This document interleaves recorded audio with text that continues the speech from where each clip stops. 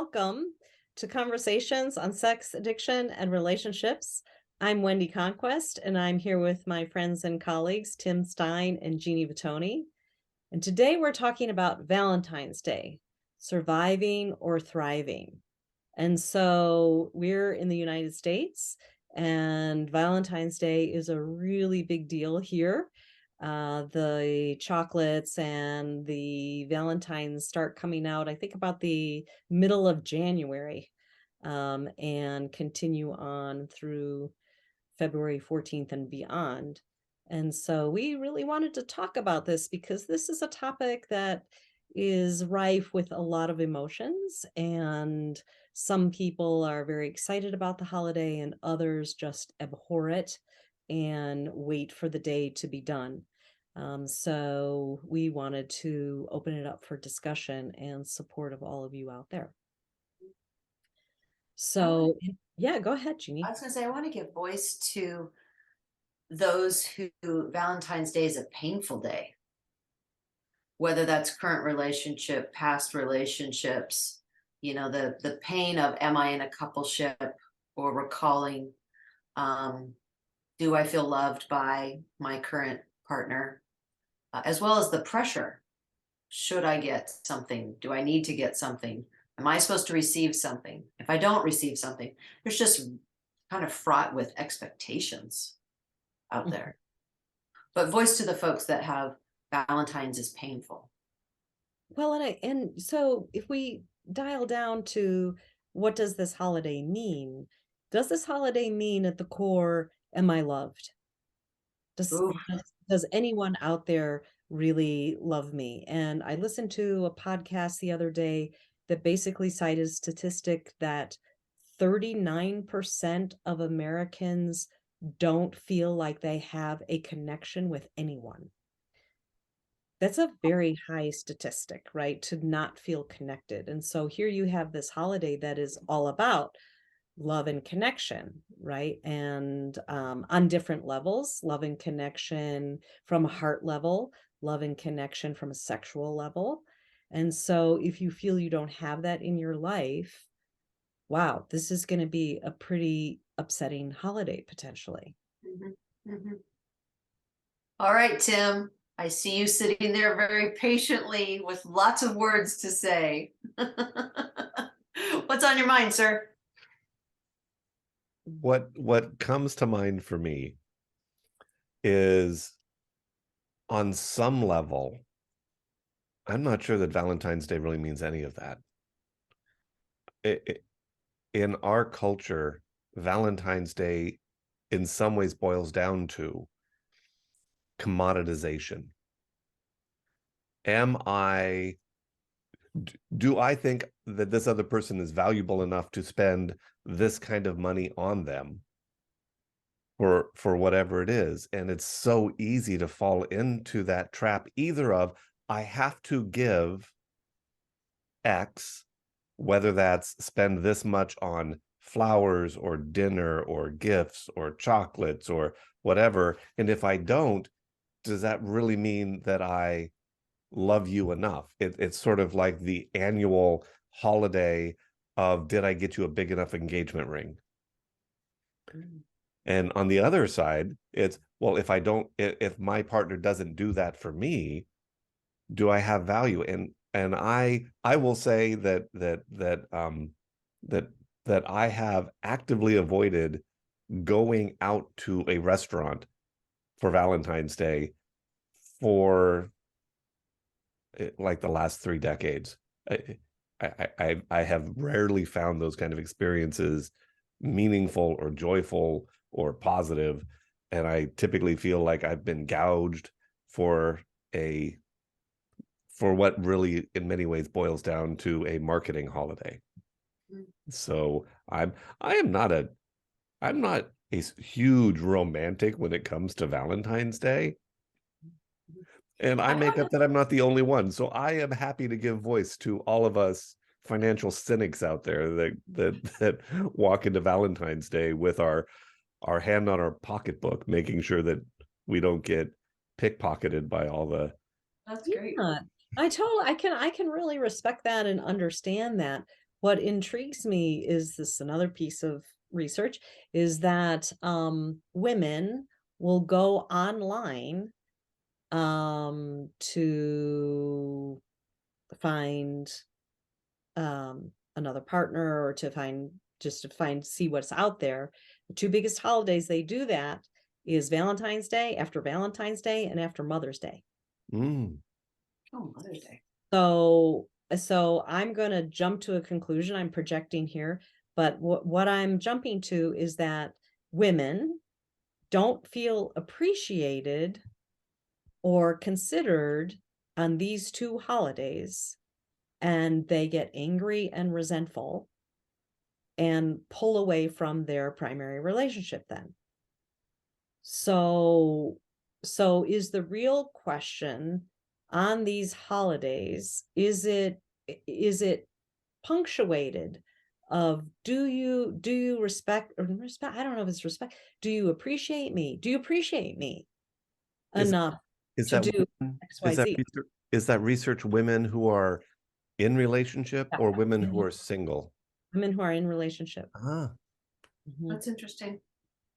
So so we're so and I guess the other piece that you brought up, Tim, is how much, right? How much does a partner do to have the other person feel loved and appreciated? yeah.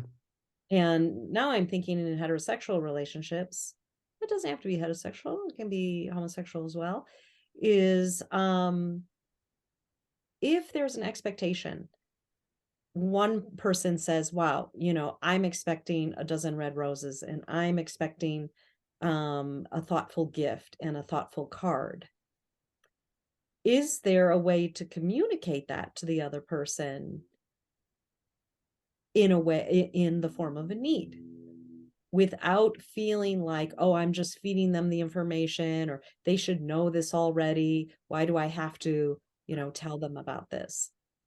Okay, I want to jump in here. 2 points.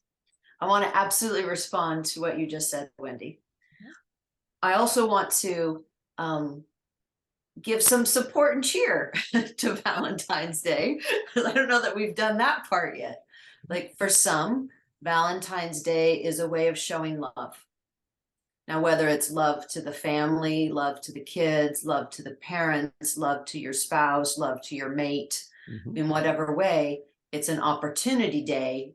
And I would say a reminder day of the love you feel for the other. So it can have a very broad, beautiful meaning for a lot of people as well. I myself, I call it the love day. So, we would, when my kids were little and living at home, we celebrate it more as a family.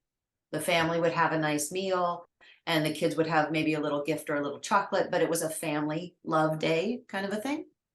And then just circling back to Wendy, you know, I have heard, and I'm sure you guys have too, of they should just know that. They should just know I want that or I expect that.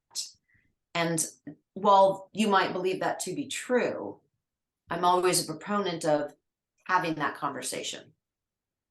And I want, and I'm not saying I want and you better get, but I'm hoping for a card, or I'm hoping that we can go out for dinner. I would like to go out for dinner for Valentine's. What about you? I do want people, if you have a known need or expectation, please voice Yeah. to the other person and have the conversation, because without that, it creates hurts and then resentments. Yeah. And we haven't done the pre-planning part. So if we do some of the pre-planning, I believe that the resentments aren't created later because they've been addressed. I will hop in there, and just to anybody who's listening, I will suggest that you assume that your partner, your friend, your family, that they do not know what you want, and that you, in a very kind and respectful way, need to let them know this is what would be meaningful to me and this is what I would appreciate.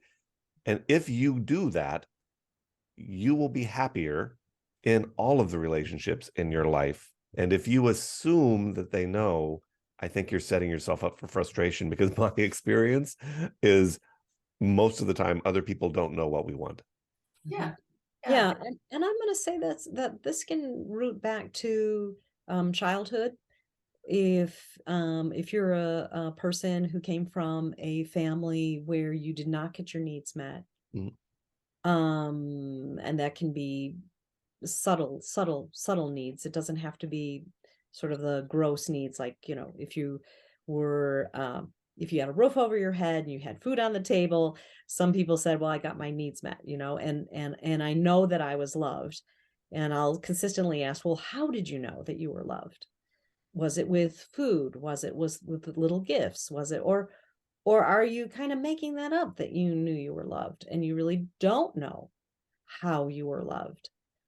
So if there was a deficit in your childhood, a lot of times this is projected onto your partner, or the person you're with, or friends or family. And it's this need of, I need you to give to me. And sometimes even if you're being given to, it's hard to accept the gift that's given. So what Tim's talking about is, do you know for yourself what is going to fill and heal some of that need? Is it a dozen red roses?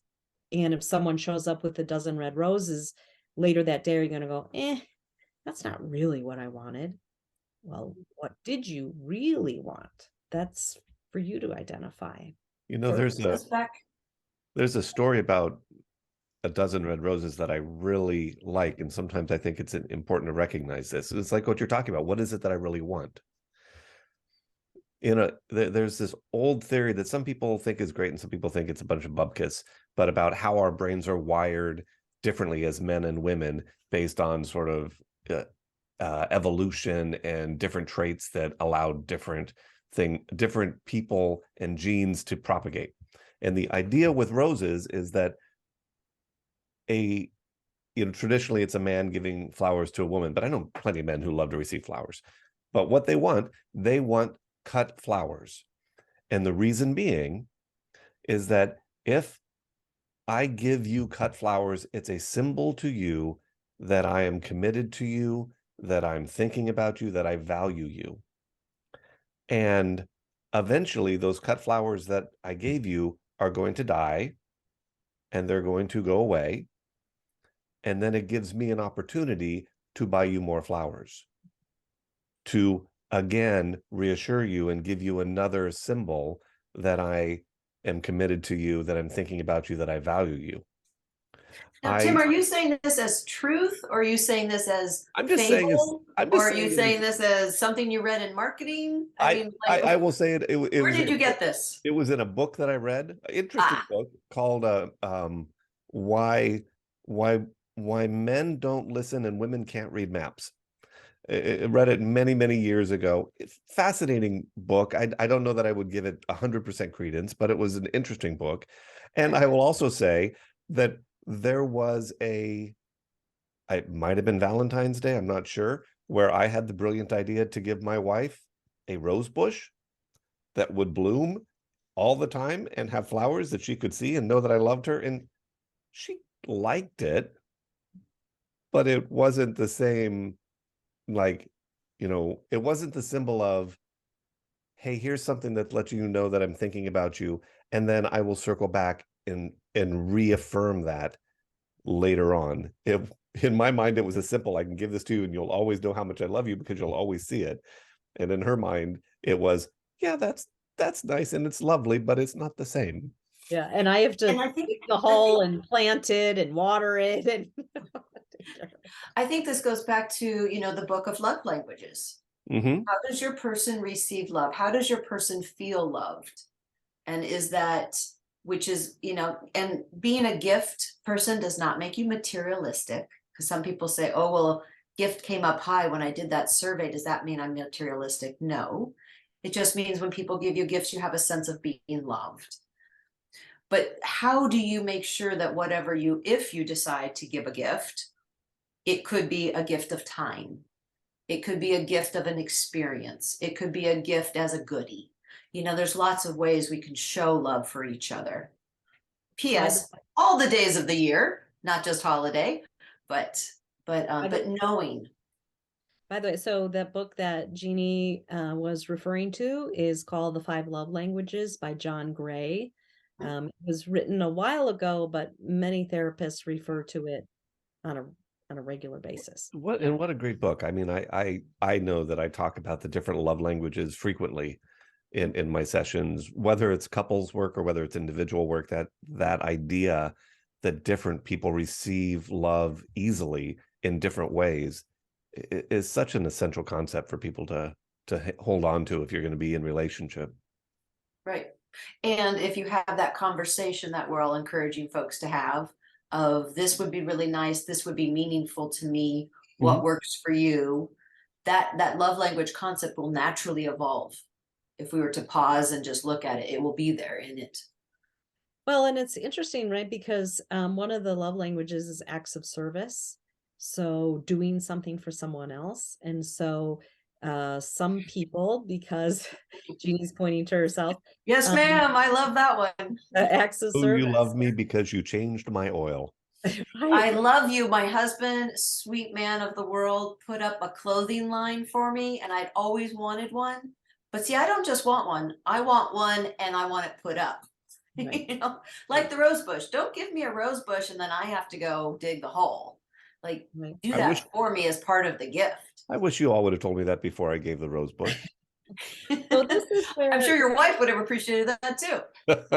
So this is where challenges come around Valentine's Day because someone might assume that if they buy, a beautiful box of hand-done chocolates and a dozen red roses that go up in price on Valentine's Day, I'll validate that, Tim, for sure.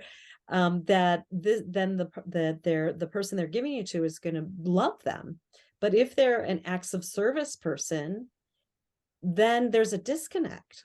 They won't be able to feel the intent with which that was given. It's like, well, this is nice and thank you, but boy, it would have been really nice if, you had let's see, walk the dog this morning and made me breakfast. I would have appreciated that so much more. So it comes to an interesting question of how well do you know the person that you are dating, in relationship with, married to? How well do you know them? Yeah. That might be the greatest gift of all, is And taking maybe time and energy uh to understand them better. that's the gift that Valentine's Day can offer. And I will say, as much as I started with my curmudgeon side, I actually do very much enjoy Valentine's Day because it gives my wife and I just, it's a built-in opportunity to acknowledge our relationship and how much it means to both of us. But maybe the gift of Valentine's Day is it asks couples to take some time to talk about what's meaningful to you, what's meaningful to me. How do we want to choose to celebrate, our relationship with each other? And let's think outside of the box. Maybe it's not what, the Valentine's Day marketing crowd is encouraging us to do. What would really be meaningful for us? Mhm. You know, and on that same space, I was thinking of those who have pain and hurt Yeah. connected to Valentine's Day. Like, what would we recommend for them? Because here's a day they try to ignore, perhaps, or try to get away from. And I think my suggestion there would be it's a love day for you. Yeah. You know, loving yourself and what's something you would like to do to treat yourself or an experience that would be meaningful for you, because the love is not always about with the other person. It can be about within yourself. And Right. so for those who have hurt in partnerships, maybe that's a way that they could still embrace the love experience, but from their own heart to their Yeah. own heart. To be able to say, right now in our relationship, we're not at a place where we can easily step in and celebrate this. But here's what I'm going to do for myself to show myself love. I encourage you to do the same. And hopefully down the road, we've either, gone our separate ways so that we can celebrate love for ourselves more independently, or we have done the healing work so that we can come back to figure out how we want to celebrate our love together. Mhm. Right. So I see this sort of as if you are in a challenging situation in a relationship, or you are not in a relationship and feeling lonely, do you go out and buy yourself do you go out and buy yourself flowers Mhm. and put them in a place in your home that you really love and appreciate? Do you buy yourself a very beautiful piece of jewelry, say? And so how is that okay to do? And is that fulfilling or rewarding for you? Do you take the afternoon off and go paint a landscape? So it could be right, doing something where you're giving yourself some time for Mhm. yourself. Mhm. Um, there's another piece that I wanted to bring in. And by the way, if Hold you're on. Before you do that, I want to hop in here because we've had lots of conversations, both on air and off air, about giving to ourselves first so that we can give that to other people. And as you're talking about this, what comes to mind is, and what I want to encourage everybody out there to do, first of all, be your own Valentine. Yes.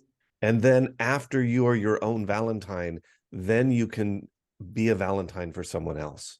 But start by being your own Valentine. It's that self-love, self-acceptance, all that good stuff. We have to be able to give it to ourselves first. And if that's just the end of the process, it's still beautiful. Agreed. That's really powerful, Tim. That's because if someone starts with saying, how would I like to be appreciated on Valentine's Day? How do I appreciate myself on this day? Um, what happens as soon as you said that, what happens is it's this sort of a shift around. It's not focused on the other person and what can I do for them and how can I make them happy and how can I make them feel that they're loved. If we start with ourselves first and have that experience, I think there's a normal, natural process then of being able to extend to somebody else more easily. And it Mhm. also, I think, makes it easier to receive what other people are offering. Yeah, I I had a would. new term come up in my group, and they all were giggling. They knew running a partner group, and it's something called a Galentine, and I was like, "What's that?" And they all burst out laughing. I guess the TV show Park and Recs. It was where the girlfriends, the gals, got together and celebrated each other and together in this communal way. And I was thinking, how fun, number one, how fun that must be, but how beautiful to be having that celebration of relationships and each other. Now, I'm sure the men can do it too. I'd never heard it, but a galentine. I was like, what a great idea. That's a really good idea. And for those of you that are just joining us now, you've joined Conversations on Sex, Addiction, and Relationships. And we're talking about Valentine's Day, surviving or thriving. There's another piece here, which is I have certainly had clients who are very resistant to celebrating, spending money, Mhm. spending time on holidays in general, but we could say on Valentine's Day, but also potentially other gift giving days like Christmas or birthdays. And it's this piece around feeling pressured by something or someone on the outside. And the way that I hear it framed is I don't like being told what to do. I don't like being told that on this specific day I have to fill in the blank. And so I mean I see this situation as that person is somehow trying to get a need filled for autonomy. And with the reaction, this kind of reaction, this kind of no one can tell me what to do, it can be really hurtful and detrimental in relationship. Do you guys say, have you found that come up? And I've had come up more of an exploratory experience. Sometimes there's religious pieces. of why they don't give gifts on certain days. But I haven't heard that, and maybe I haven't, I just can't recall, Wendy, Yeah. that I don't have to, you can't make me. Mhm. But more in counseling, at least, it's the exploration of, do I want to? What does that mean for me? Where does that come from? And so I do have a couple clients that are exploring that for themselves. But I don't hear the you can't make me's. Mhm. I'm going to do what I want to do, which is that autonomy. So I don't know that I can speak to that part of it. Okay. Tim? I'm sure that there are those people out there. I've had people that I've known casually that have had very strong autonomy, anti-committed relationships because, men are not neural programmed to be in a committed relationship, and all kinds of, Now, is that something you're saying as fact, or something you're oh, saying like God, hearsay? no. Thank you for clarifying that. I am not saying that that is fact. Um, but I've heard all kinds of stuff, and I don't know what it comes from. For some people, I think it's a fear of losing themselves in relationship, a fear of losing their own ability to determine their destiny or their direction, probably wounding from childhood around all kinds of factors that can go into that. um, but yeah, sometimes that autonomy. I also think that there is a piece, because where my mind went was financial, is that it financial struggles can show up here. I have a hard time spending money on anything, and I'm constantly saving, and so I don't want to. I have a hard time when there's a cultural event coming along that's asking me to spend money, or people on the other side that feel like, like they're putting themselves in financial distress with the amount of money that they're spending on holidays without thinking about, what is a reasonable amount that I can spend at this time to celebrate whatever this is. And what's underneath those financial challenges of, spending too much, not spending at all, or being in the place where you feel like you're finding a happy medium or a happy appropriate balance. um As we're the, starting to wrap this up, yep. of time and such, closing comments about Valentine's, surviving, thriving. What comes to mind for you guys?